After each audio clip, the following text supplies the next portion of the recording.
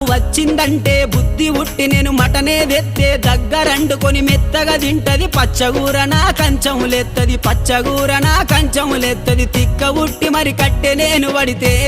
నా ముత్తుల పెళ్ళము తల్లి గారి బాట పడతదమ్మా